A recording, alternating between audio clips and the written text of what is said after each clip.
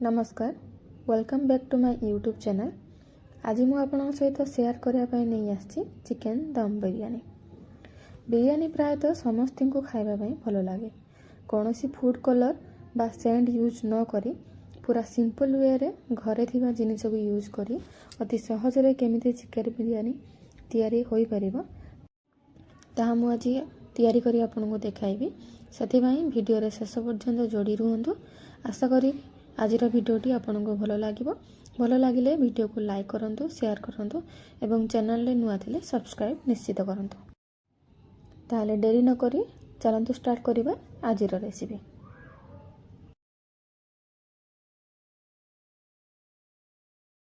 Chicken दम बिरयानी पाई मु 5 ग्राम रो chicken नहीं जाइछि। चिकेन रे पीसेस गुडी को टिके बड़ करि नेबे। चिकेन को भल भाव रे धोई नेछि। एतरे आबे ऐड कर दो स्वाद अनुसार लुण, 1 चामच हलदी गुंड, 1 चामच काश्मीरी लंका गुंड जहा द्वारा बहुत भल कलर आसे। तापरे दे दबा 1 चामच धनिया गुंड, 1 चामच जीरा गुंड, 1 चामच गरम मसाला, 1 चामच शाही बिरयानी मसाला, 1 चामच अदा रसुण पेस्ट। 500 ग्राम रो चिकेन पाई दे देजी 70 रु 80 ग्राम रो दही। सब बेले फ्रेश दही यूज करिवे। सफा हाथ रे भल भाव रे गोळै नबा 2 मिनिट पाई।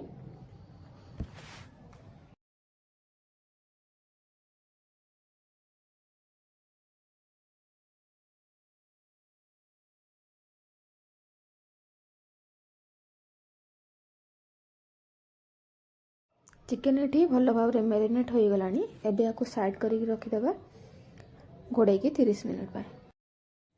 तापरे जिबा हमें नेक्स्ट प्रोसेस को। बिरयानी पाई मु 400 ग्राम रो बिरयानी राइस नहीं छी। आपण माने जे कोनोसी ब्रांड रो राइस नहीं पाइबे किंतु भल राइस ही नेबे। चावल को पानी देकी भल भाव रे 2-3 थर धोई नेबा। धोई साला पारे एथिरे भल पानी देई 30 मिनिट पाई छाडी देबा। एठी मु गोटे कड़ाई को भल भाव रे गरम कर नै छी एवं सेथिरे नै जाय छी किछि तेल भल से गरम होला परे देई दबा 2टी तेजपत्र। ता सहित देई दबा किछि गोटा मसला जा भितर अछि 2 खंड दालचीनी, 10टी गोलमरीच, 3टी छोट अलैच, गोटिए बड़ अलैच, 3टी लवंग एवं गोटिए जावित्री।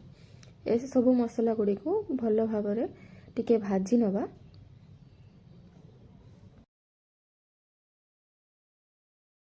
मसला रो भल भाव रे बास्ना आसला परे एबे देई देछि 2टी बड़ साइज रो पियाज को काटिकी फ्लेम को मीडियम रे रखिकी भाजीबा।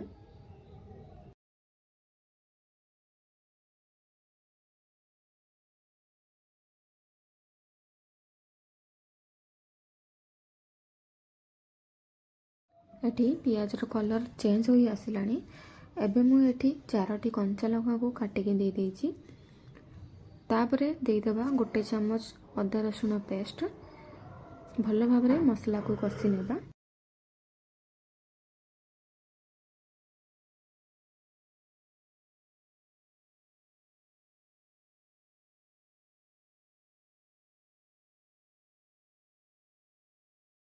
एबे मैरिनेट करी रखी दिवा चिकेन को 30 मिनिट होई गलानी। एबे हमें चिकेन को देई दबा। फ्लेम को हाई रे रखिबा। हाई फ्लेम रे कसीबा 5 रु 6 मिनिट पाए।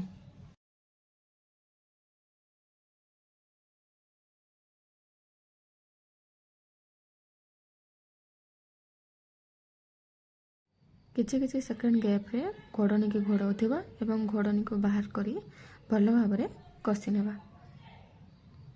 5-6 मिनिट परे चिकेन भल से कसी होई गलानी।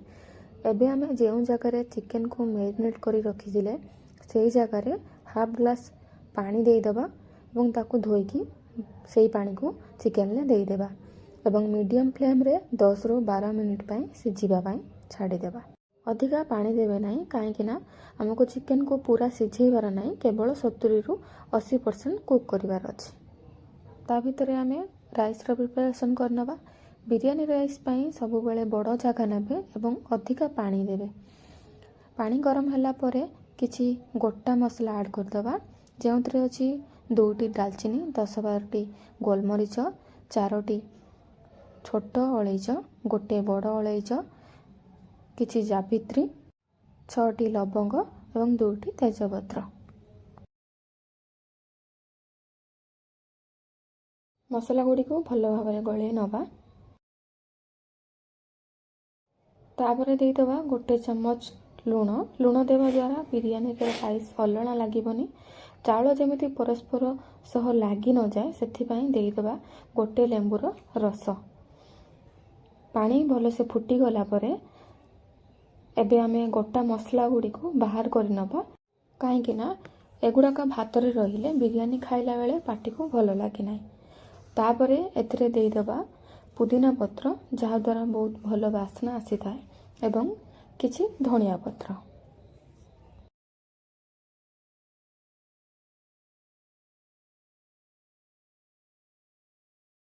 भात रे जेमिति ग्लेज आसीबो एवं चाउल छाड़ी छाड़ी रहिबो सेथिपाई देदबा गोटे चम्मच घी। एबे पानी भल से फुटी गलानी चाउल को पानी रु छाणी देदबा।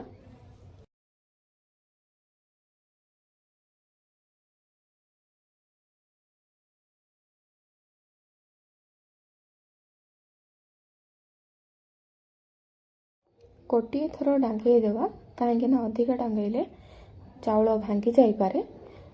फ्लेम को हाई रे रखी फुटिबा पई छाड़ीदेवा। एपटे चिकेन एठी आमर 70-80% सिझी गलानी आउ अधिका सिझेबा नहीं कहीं बाकी 20-30% आम चिकेन को दम देला बेले सिझेबा।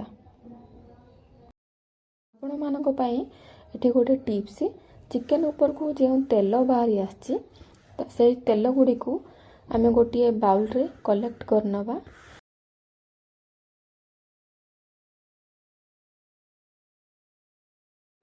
एपटे भात आमर 70-80% हो आसिलानी देखिपे भात हाथ रे चिपिला बेल को केवल भांगी जाउची अधिका सिझी नाही। ठीक ए स्टेज रे ही भात को हमको पानी रो बाहर करिवार अछि छाणिके।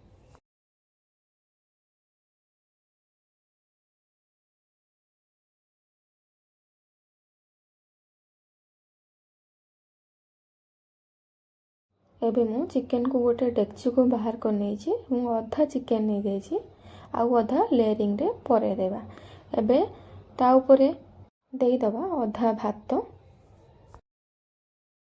ता ऊपरे देदबा 2टी सिझा अंडा एवं 2 पीस आलू जहाँ को मु आगरू भाजिकी रखी थी।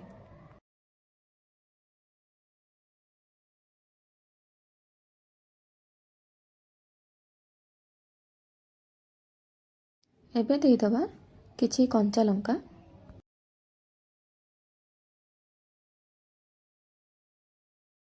एबे देदबा ब्राउन पियाज जहाँ बिना बिरयानी एकदम फिका फिका लगे। तापरे दे देछि ताटिया रे बाहर करी रखी थिबा मसला तेल को जहाँ द्वारा बहुत भल कलर आसी थाए। तापरे देदेबा बाकी रखी थिबा चिकेन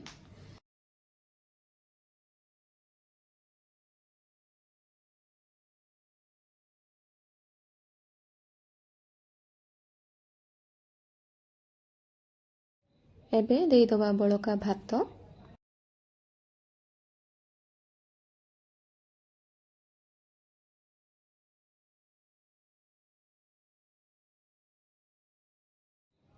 सेम प्रोसेस रे ता ऊपरे देदबा 2 पीस आलू किछि कंचा लंका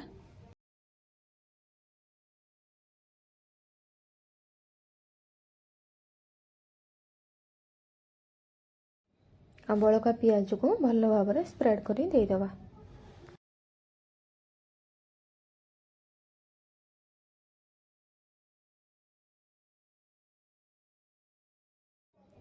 भल भाव में देदबा मसला तेल।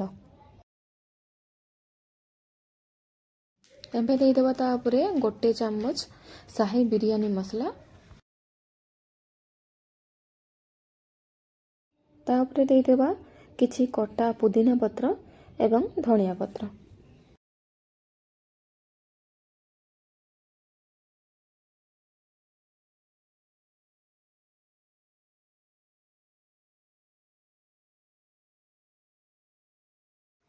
ବିରିୟାନୀ ଖାଇଲା ବେଳେ ଭାତ ଯେମିତି ଶୁଖିଲା ନ ଲାଗେ ଏବଂ ଭାତ ଯେମିତି ଛାଡ଼ି ଛାଡ଼ି ରୁହେ ସେଥିପାଇଁ ଦେଇଦେବା 1 ଚାମଚ ଘିଅ।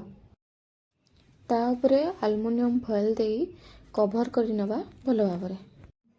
ଯଦି ଆପଣମାନଙ୍କ ପାଖରେ ଆଲୁମିନିୟମ ଫଏଲ୍ ନଥାଏ ଅଟାର ଚକଟାକୁ ଡେକ୍ଚିର ଚାରିପଟ ଦେଇ କଭର୍ କରିପାରିବେ। ୟା ଭିତରେ ମୁଁ ଗୋଟେ ତାୱାକୁ 5 ମିନିଟ୍ ହାଇ ଫ୍ଲେମ୍ରେ ରଖି ଗରମ କରିନେଇଛି। କାହିଁକିନା ଯଦି ଡେକ୍ଚିକୁ ଆମେ ଡାଇରେକ୍ଟଲି ଗ୍ୟାସ୍ ଉପରେ ରଖିବା ତାହେଲେ ଚିକେନ୍ ତଳୁ ପୋଡ଼ି ଯାଇପାରେ। ଏବେ ଘୋଡ଼ଣୀକୁ ଘୋଡ଼ାଇ ଦେବା ଏବଂ ସେଇ ତାୱା ଉପରେ ଡେକ୍ଚିକୁ ଆମେ ରଖିଦେବା। ଲୋ ଫ୍ଲେମ୍ରେ 15 ମିନିଟ୍ ପାଇଁ ଦମ୍ ଦେବା। 15 ମିନିଟ୍ ହୋଇଗଲାଣି। ଏବେ ଘୋଡ଼ଣୀକୁ ବାହାର କରିଦେବା ଏବଂ ଆଲୁମିନିୟମ ଫଏଲ୍ ଖୋଲି ମୁଁ ଆପଣଙ୍କୁ ଦେଖାଉଛି। ଯେଉଁ ଷ୍ଟିମ୍ ବାହାରୁଛି ସେଇଥିରୁ ହିଁ ଆପଣମାନେ ଅନୁମାନ ଲଗାଇ ପାରୁଥିବେ ଚିକେନ୍ ବିରିୟାନୀ କେତେ ପରଫେକ୍ଟ ହୋଇଛି। ଆଉ ଗୋଟେ କଥା, ଆପଣମାନେ ଯେତେବେଳେ ବି ବିରିୟାନୀକୁ ବାହାର କରିବେ କେତେବେଳେ ବି ମଝିରୁ ବାହାର କରିବେନି, ସବୁବେଳେ ସାଇଡ଼୍ରୁ ହିଁ ବାହାର କରିବେ।